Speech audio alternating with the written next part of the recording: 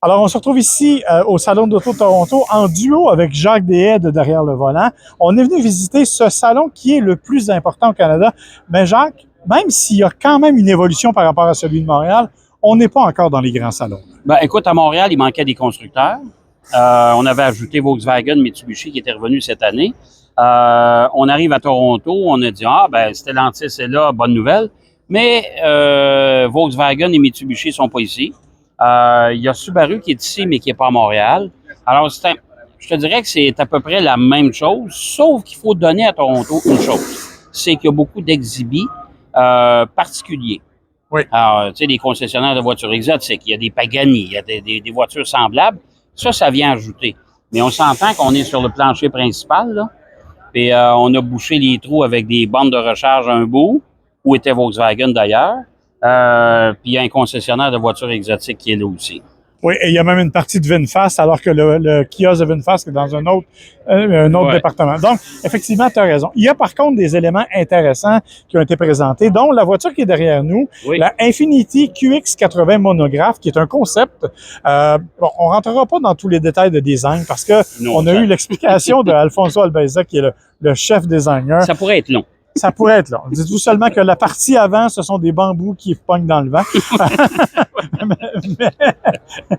mais c'est quand même un véhicule impressionnant et un véhicule qui est tout près de la production. 95 qu'on a mentionné chez le constructeur, 95 ça va être ça.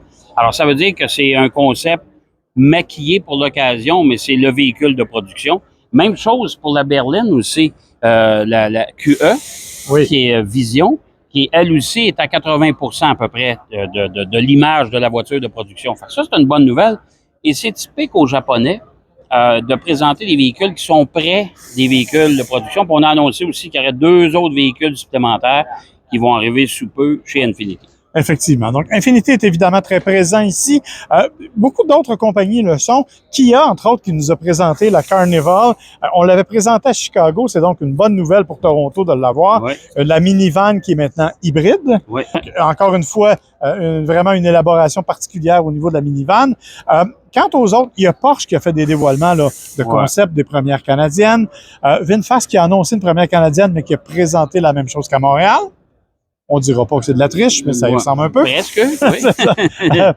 Toyota, par contre, a été très présent aussi avec le Land Cruiser, qui est un véhicule que moi, j'aime beaucoup, et la Crown Signa, je pense, c'est un véhicule qui est très attendu. Oui, ça, on l'a présenté avant le salon de l'auto. On a fait une soirée privée. Comme on a eu la chance de voir les 2 véhicules Infiniti aussi la veille de la présentation officielle au salon, c'est des véhicules intéressants chez Toyota et je pense que ça va signer, si tu veux, ça va faire plaisir aux nostalgiques parce que dans le fond, la Crown et le Land Cruiser, c'est des véhicules qui ont fait époque chez Toyota, qui ont disparu avec le temps et là, on les ramène.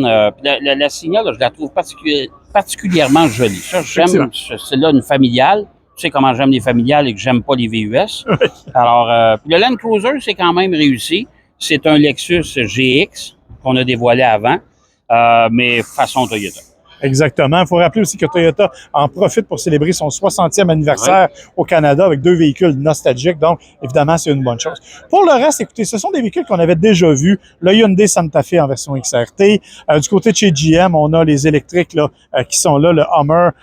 Bon, il y a une petite piste d'essai. Donc, on est dans un salon intéressant. Il y a quand même des nouveautés de Little Car, qui est une compagnie qui fait des modèles réduits, extrêmement dispendieux, mais modèles réduits. Ouais. Il y a beaucoup de voitures de collection. La Corvette de Barbie. La Corvette de Barbie, bien entendu, que Jacques n'a pas voulu essayer habillée en rose. Non. Et il y avait quand même un invité d'honneur, il faut le préciser, parce qu'il y a, entre autres, Rimac qui est ici avec la Nevera, et c'est Richard Hammond, l'animateur du Grand Tour et de Top Gear. Un des fondateurs de Top Gear. Exactement. Qui était ici pour le faire. Donc, si on résumait tout ça, Jacques, est-ce que le Salon de Toronto est définitivement mieux réussi qu'auparavant? Non, il a déjà été mieux réussi que ça, si on s'entend là-dessus.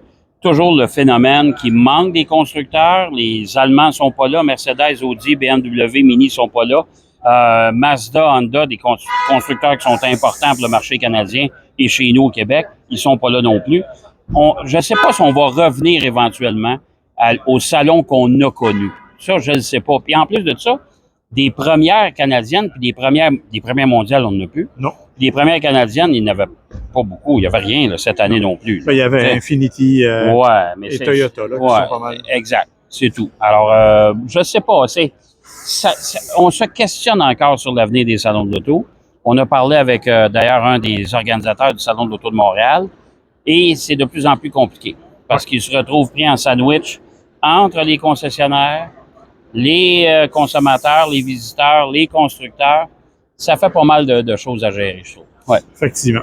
Alors, écoutez, on vous invite bien sûr à suivre Derrière le volant, le podcast, l'émission de radio, à suivre Gotchard, le podcast aussi. Pour avoir tous les détails, vous verrez des photos sur nos pages Facebook régulières. Alors, moi, c'était Marc Bouchard. Et Jacques Deshaies, bien sûr. Et on était en direct du Salon d'auto de Toronto. Salut.